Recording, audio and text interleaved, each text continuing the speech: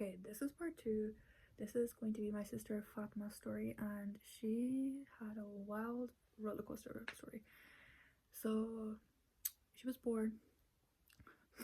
First 6 months perfectly fine. 6 months hit, she got the same disease. Her heart started failing. Originally diagnosed as mitochondrial disease.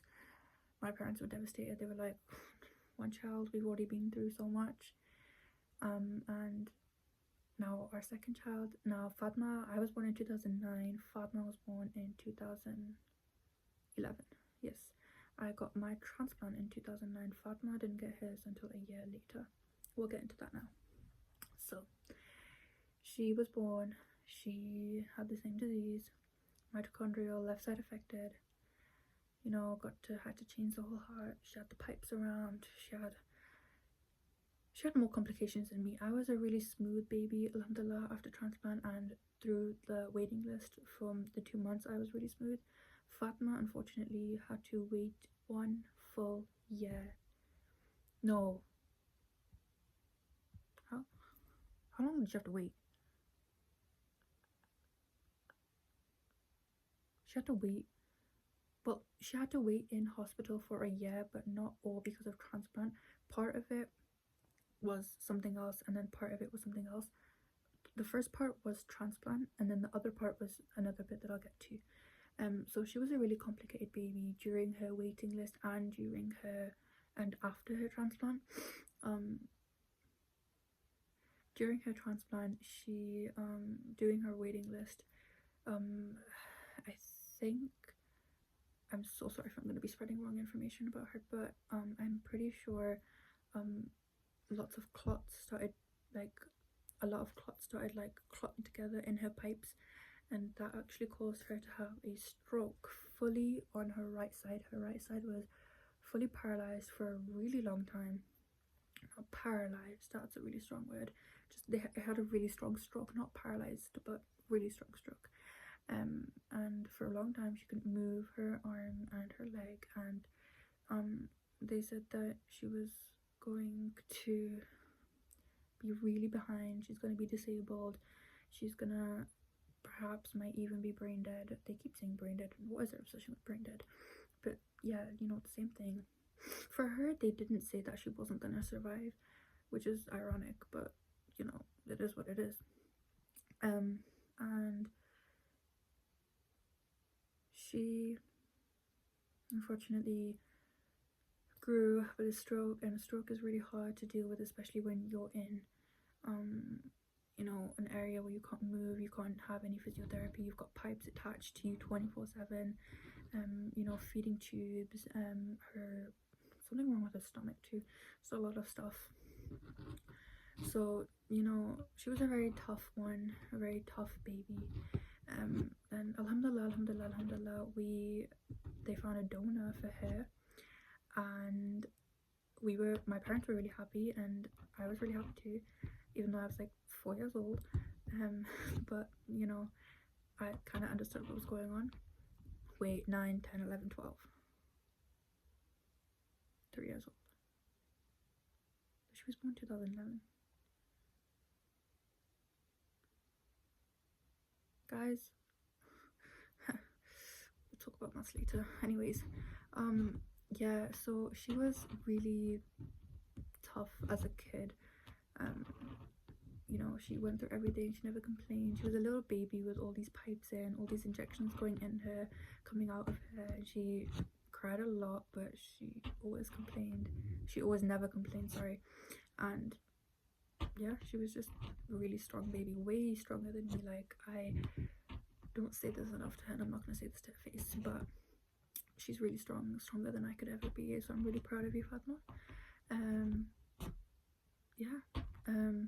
So after her transplant, her heart, after they found her heart like a donor, her heart was actually a little bit too big for her chest.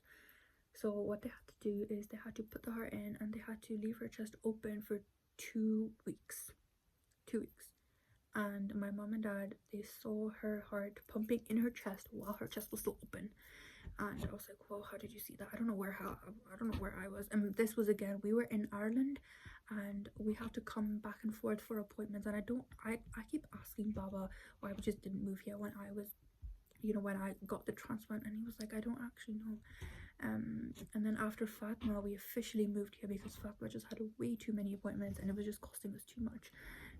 So yeah. So after the stroke, she had a really tough life. She had to learn how to walk. She had to learn how to talk. She had to learn how to chew.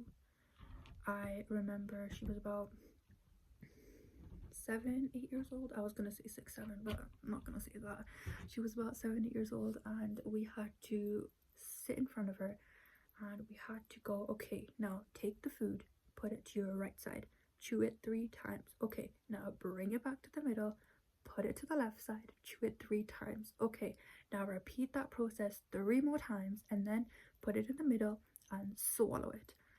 For hours and hours and hours, me and Mama and sometimes Baba would teach her how to chew, how to use her jaw, how to use her muscles, just so she could eat whole foods, because she was on liquid foods for a very, very long time.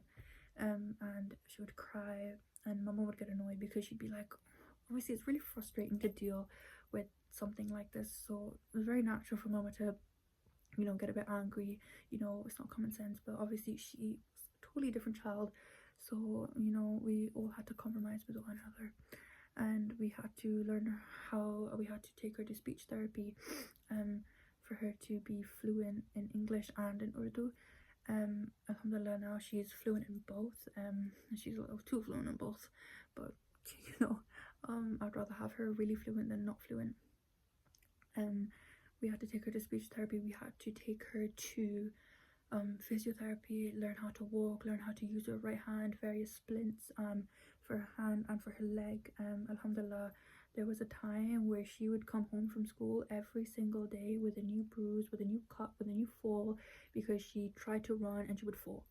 And she would walk and she would lose balance and she would just fall. So literally for the longest time ever, she would go to school and she would come home with a brand new cut, a brand new injury.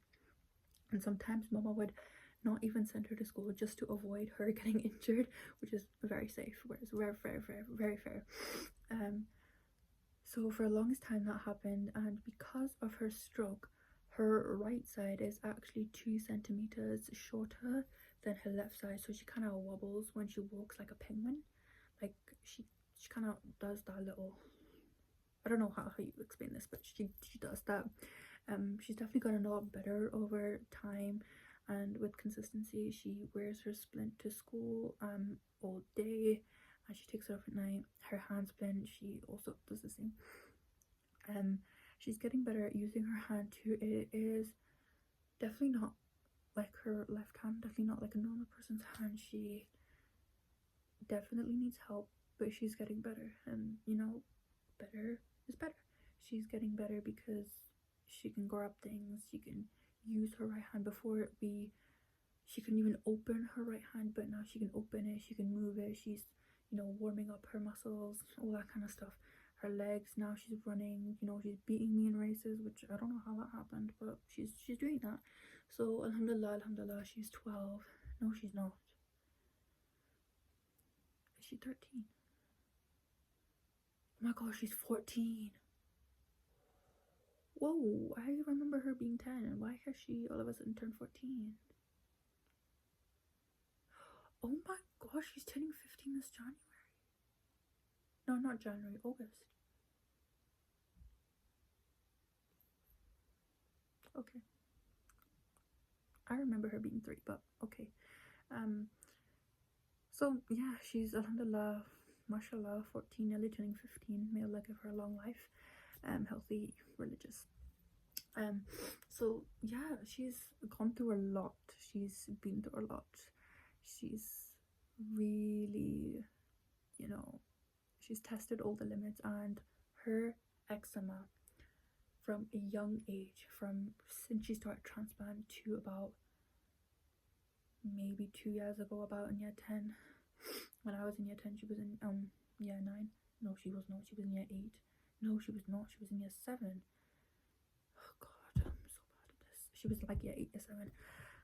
And she was, her eczema would be so bad. She would be bleeding from head to toe, pus like everywhere. Her hair, we would have to like keep it as like a boy's hair because like too much build up, too much, you know, moisture going to her scalp, and then it would make the eczema worse.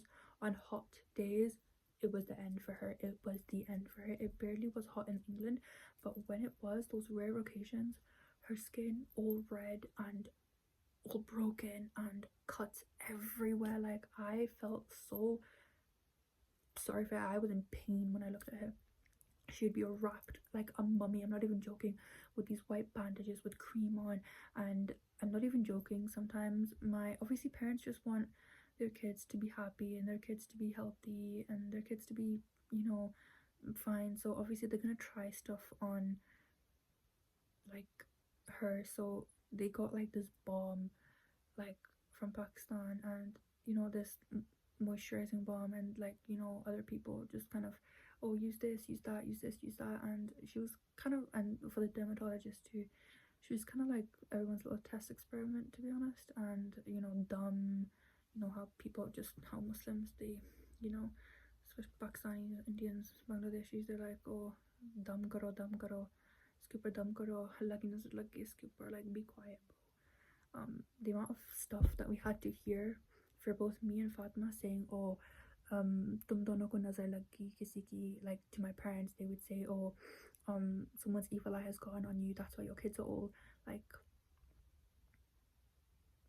that's why your kids are all like in this condition. And they had to hear it all, and you know, typical desi law. So my parents got through that too. Alhamdulillah, we made it out alive.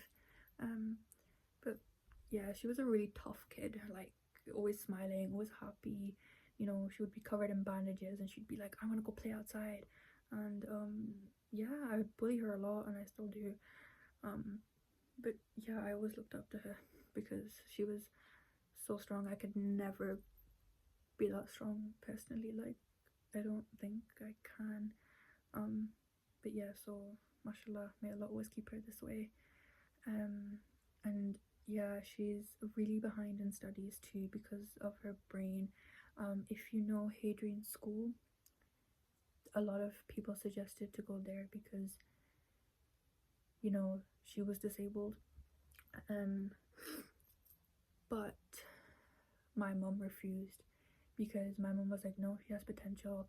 My parents refused. They were like, no, she has potential. She's getting better day by day. She will not be in this environment. It's not a bad thing to be in the environment, but my mom just knew that if she had enrolled her into that school, she would never become the person that she is now. She would never become this independent. She only started, you know, doing things herself like about a year ago. Obviously she is 13 years old, but her brain age is about 6. I'm not saying the next number, but you get it. So yeah, that was you know, a humbling experience. And throughout it all, you know, just asking Allah for help, asking Allah to ease it all, you know, just kind of saying that this is Allah's plan. We can't do anything against it, so why should we try? You know, we have no right. Just keep believing on Allah. Allah does everything for the best. We have zero knowledge against what Allah has, so we're not even gonna try. And my whole life, me and Fatima, we spent our entire childhood in hospitals. Like, we would kind of see other kids our age, you know, going to play dates, going to, you know, just kind of living the normal life. I don't want to be stereotypical about normal, but you know, just having fun, I guess. And my fun was being in the hospital and stealing my sister's toys while she was getting an injection done. That was my kind of fun. And by the time I was about 6, I knew so many different types of needles. I know diseases. I knew how to put needles in. I knew how to like I know all these different machine names, what they were for, different kinds of diseases. So I had a very different childhood. I didn't mind it because honestly I liked being in the hospital. That sounds really weird, but it was my second home. And I joked to mama, I was like, mama, we should just like buy a house near the hospital, or we should just live in the hospital at this point, because the amount of dermatology appointments, speech therapy appointments, physiotherapy appointments, just, you know, all these appointments, cardio appointments, and you know, everything else, just check-in appointments, GP appointments. And then because our heart, because the medication that we take, it actually kills our immune system to zero, so we would get sick really fast and really easily. One cough, we're done. So we'd be in the GP like every other day. We'd be in the hospital because, you know, I was fine. Like I said, I had quite a stable life after transplant. Fatima was the troublesome one. She was in hospital every other day, some sort of kidney infection or stomach infection or eczema, or just, you know, dry skin or whatever it may be. Like a couple, like literally 2 days ago, no, not 2 days ago, I think a week, 2 weeks ago, she was admitted in the hospital because she had a kidney function problem. Like, this girl's all over the place, and this girl is allergic to literally everything. She didn't have wheat, egg, dairy products, flour, you know, anything from these type of ingredients.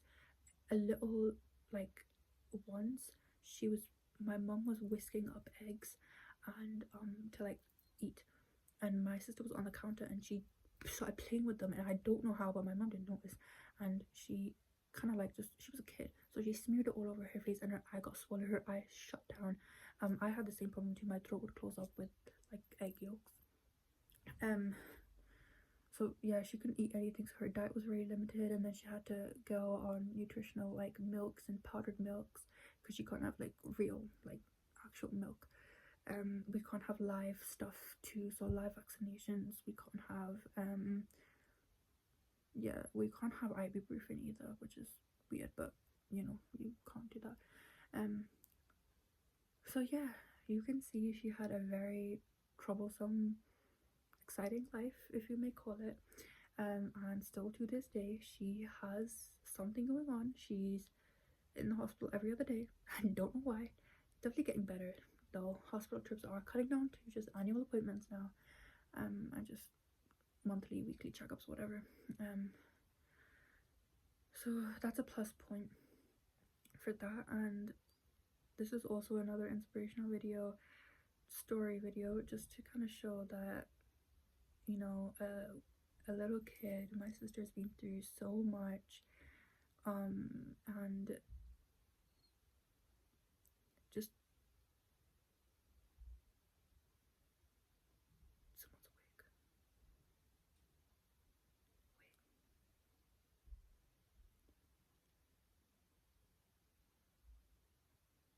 Wait. And just to show that if the doctors are saying that she's never gonna walk again and she's gonna be brain dead, and now look at her, she's running around, she's really smart, mashallah, despite everything she's been through, things can change.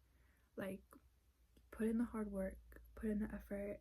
If you really want it, you will really try, and things will change. Things will change. She had so much done. She had her pipes changed 19 times. A surgery that you have to get done 19 times because her pipes would clog up all the time. So if this little girl can be resilient and keep fighting despite what everyone said, I promise you, so can you. Even if your situation is worse, even if your situation is less, keep fighting, because let me tell you, if you fight, you will win. Despite how many years it might take you, despite the effort that it takes you, you will win. Just believe in yourself, believe in God, and I promise you, everything's gonna be okay. Just like my sister, it's definitely not smooth, but it's definitely better than those 14 years that we have seen. So good things come to those who wait, and good things come to those who work hard. That was part 2 of the story. We're gonna move on to my sister Zainab, and I'm gonna share her story with you guys. Another inspirational story to uplift someone, motivate someone, whatever it might be. The reason I'm doing this is because